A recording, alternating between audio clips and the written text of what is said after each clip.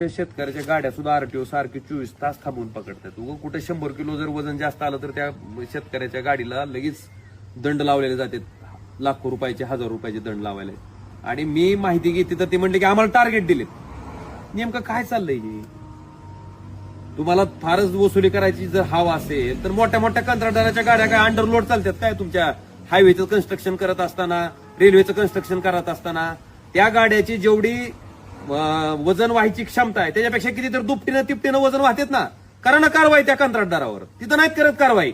उगाच शेतकऱ्याच्या एखादं पिकअप चाललंय कांदा भरून 100 किलो जास्त निघालं, 200 किलो जास्त झालं की तिथं काय त्याचा बाडगा आणायचा आणि त्याच्याकडून पैसे वसुले. अतिशय दुर्दैव आहे. आणि जी माहिती आहे ती अतिशय जबाबदारीनं बोलतोय की अक्षरशः टार्गेट दिलेत आरटीओला की तुम्ही इतकी वसुली करा म्हणून. आणि तुम्ही कशा हे विचारायला पाहिजे ना, ही वसुली कुणासाठी आहे नेमकी? सरकार ही वसुली का करतंय? कारण मार्चच्या आधी ही प्रकार असायचा. मग निधी कमी करतो म्हणून कुणाच्या गरीबाच्याच खिशाला कात्री का? शेतकऱ्याच्याच खिशात नरड्याला फाशी का? मला वाटतं हे दुर्दैव आहे.